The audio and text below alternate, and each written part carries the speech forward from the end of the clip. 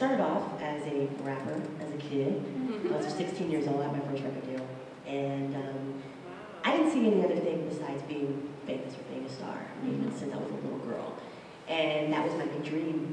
And it broke my heart pretty early on, and probably around the same time as 16. So I actually ran to the music business as a way to escape. And that's where I had my first Me Too moment. I was 19, working at record companies in Atlanta, Georgia. It was a dream job. I was working with this director. We had just got a promotion. He was going to take me with him. And at 19, I was going to be able to hire my own staff. And it was just a dream. And right at the moment of celebration, he looked at me and he said, so, now that we've done this, what are you going to do for me? I was 19. And he kind of had this like sly look. And I remember that it took me a minute to register. Like, and it was one of those like, oh, kind of thing. And I said to him, I said, you know, I know a lot of people do that, because at the time there were not many women in the business, still not, you know, so I knew that there were people who were getting ahead in that way.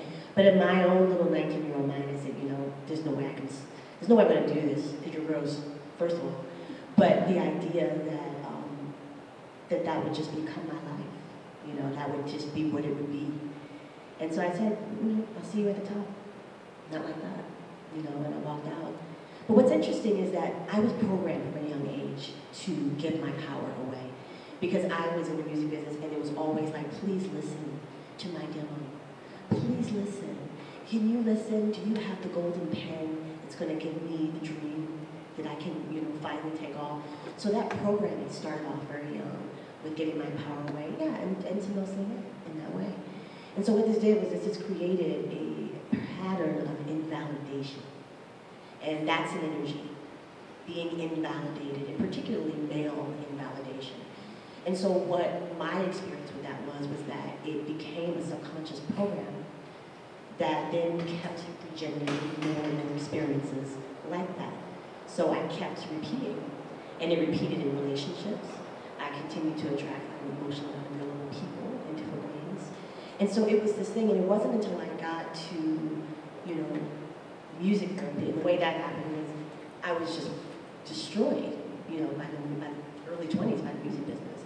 And so I had to find a way out, and so I decided, look, you know, music therapy sounds like something that I need. I don't know what it is, I had no idea what it was. And I, you know, auditioned for this grad program, and I got in, and I started the process of getting my master's degree, and I got a therapist, because I was in trouble.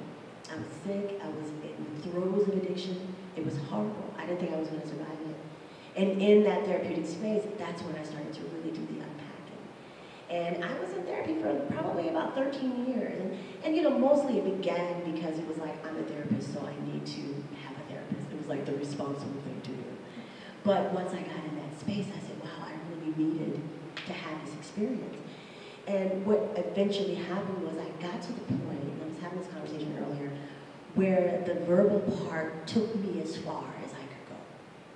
It was like, you know, and my therapist actually said and told me, she said, you know, you're never going to fully heal this wound. You will always have this thing. The best you can hope for is to just shrink it. And just shrink. And I was like, nah, I'm not going to buy that. No thanks. And it was then that I began to really work with, you know, music and sound and energy to really address pain and wounds. And, you know, I had an experience with a group of women. I worked in a sexual abuse kind of like camp where these girls, they came for the week. And it was amazing, you know. And the first thing we did, we wrote a song. And so all the girls were all together in a group, and we all put our ideas together. And we had this really powerful, moving song. And these girls were like in their teenage years. Multiple assaults, some of them with children by the assaultants, you know, children with their fathers. I mean, the most heinous situations you could possibly imagine. And here they're all together putting this into a song. And it was, you know, crying, and it was so emotional. But the reason why it worked was because songs are containers. And the song held the energy, it held the group, it held. And then after that, then they went into got the phone things, and they started to like hit the walls and they just screamed. But they couldn't probably get to that without the holding in the first place. So they were only able to get to the express when they were able to have that song that was holding them and created that safety. So what I learned from this experience is that wounds and healing, in many ways for me and for the clients that I work with, it's about transmuting that energy. Transmute is to change from one state into another. It is not a spiritual bypass, which is a completely different thing. That's when you go to a yoga class and you're angry, and you're like, I'm gonna just namaste my way out of this anger. You know, I mean, there's nothing wrong with that. I'm not shaming that. You know, we do what we have to do. But the idea is that we're not utilizing sound and energy in these modalities to bypass or to check out. Because that's actually the exact opposite of healing. Dissociation, popping out of the body, is a way that we deal with pain when there's no other way to deal with it. And so the idea is to be embodied, to bring yourself back into the body, where the healing can occur, to be present. We can't heal in the past. Past is gone. We can't heal in the future. If you're in the past, you're depressed. If you're in the future, you're anxious. So the idea is, how do we heal in present time? And so the way we do that is we do use alternative means of doing that. And sound and music transmutes. It takes one energy and changes it into something else. And so that would be my suggestion in terms of how do we heal. And it doesn't mean we don't talk about stuff. We need conversation. We were talking earlier, conversations and stories are important. But in addition to that, we must activate our creativity. We must activate that place beyond the mind. So I'll just leave you all with a quote. Albert Einstein said, my favorite quote, "You cannot solve a problem on the same level of consciousness in which it was created." And so if the wound is in the mind, if the chatter and the story is in the mind, then why are we going in there spinning around trying to get an answer out of that? We want to be able to go above, transcend, get to the answer in another way. And so here's a little quick exercise. I'm going to do something really quick because I feel like it seems a little bit paradoxical for me to be talking about how talking is not the thing, and I've been talking the whole time. So we're going to do something really, really quick. So just close your eyes. You're safe. And we're just going to take a breath.